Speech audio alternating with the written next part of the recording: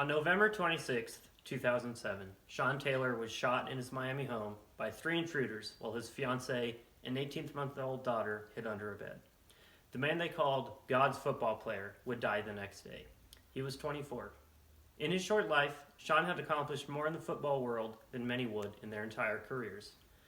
See, success followed Sean at every level, from high school, where he was a star at both running back and a free safety, to college at the then prestigious University of Miami, then to the NFL as a member of the Washington Redskins. However, Sean Taylor is not only defined by his success on the football field, nor is this the only thing that teammates, coaches, fans, and family still remember about him. Sean Taylor isn't revered and respected by today's stars solely because of his skill as a football player. And I'm not up here giving this speech solely because of Sean Taylor's skill as a football player, but because of his dedicated work ethic, unselfishness, and devotion to his family. He brought everything, said his college teammate and fellow Pro Bowler Antrell Roll. Everything would bring Sean a high school state championship in 2000, an All-American. He earned All-American honors at college and the University of Miami in 2003, and he would be the number 5 overall draft pick in the 2004 NFL Draft. In addition to that, he was a Pro Bowler in both 2006 and 2007. Despite all these achievements, Taylor still had the work ethic of an undrafted rookie just trying to make the team. Redskins teammate Clinton Portis marvels still at Sean's work ethic, how he would sometimes jog to and from practice instead of driving, how he practiced in sleeveless shirts in the bitter cold to be better prepared for the elements. In the early mornings, Sean would do his own drills at least an hour before practice began. And in these early mornings, when the sun was just peeking over the tree line and the sky matched the burgundy and gold colors on his Redskins uniform, his only company were the birds. It was fitting, as during games, Sean flew like they did, closing on any receiver like a bird swooping down on its prey. Whether it was 1st and 10 or 4th and 1, Sean would give it his all. Whether the ball was on the goal line or at midfield, Sean would give you his all. And whether the game was on the line or not, Sean would give it his all. And the thing is, Sean really didn't need to work as hard as he did. He was naturally athletically gifted. At 6'3", 220 pounds, he could punish any ball carrier that made it to the secondary and any receiver attempting to catch a pass. But he refused to be outworked. We can look at all of Sean's success in football, the state championship, the All-American status, the Pro Bowl selections as worthy of admiration. But it's not just these achievements, but how he achieved them, his work ethic, that are really worthy of praise. We shouldn't look up to Taylor simply because of his God-given ability to play the sport of football or the success he had, but because of his dedication to outworking his peers. Because Sean Taylor didn't just work out, he outworked everyone else. Despite the success in Sean's short football career, he remained a very selfless and humble person throughout life.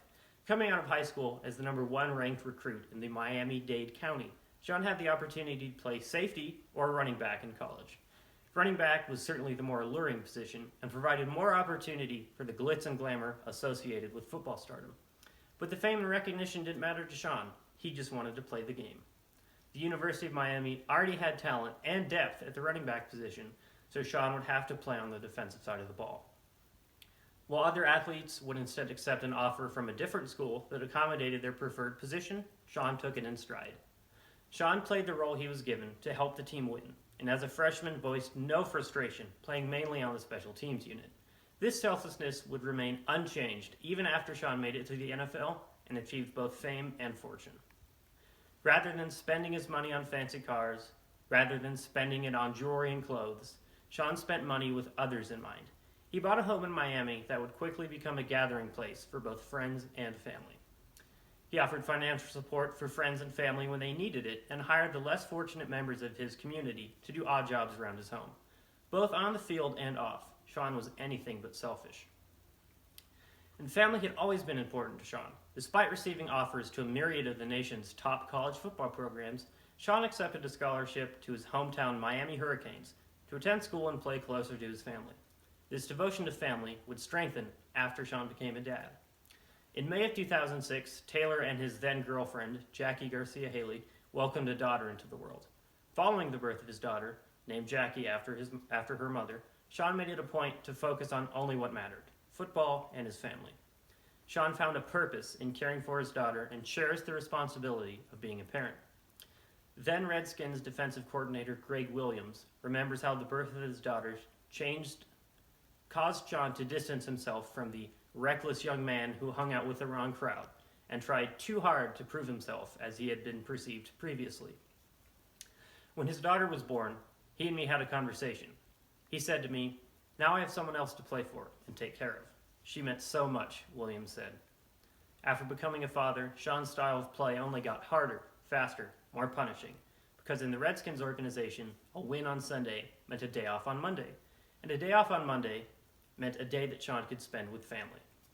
After every win, Sean would catch a flight to Miami, spend time with his girlfriend, newborn, mother, father, his siblings. Sean's devotion to his family extended to his play on the field, as in every game, Sean would play lights out, not to win, not to prove himself as the best player on the field, not to pad his stats, but to have the opportunity to spend quality time with loved ones. In life, Sean was more than a football player, and in death, he is much more than a memory. His jersey hangs in the Redskins' Ring of Fame at FedEx Field. A foundation committed to youth development was created in his honor and bears his name, and his daughter Jackie, now 14, spoke at his induction at the University of Miami Ring of Honor. Despite the role football played in his life, and the life of Sean in relation to the sport, one does not have to be a football player, nor a fan of the sport, to relate to Sean Taylor's story. The Sean Taylor story is one of hard work, selflessness, and devotion to family. Football only happens to be a part of it.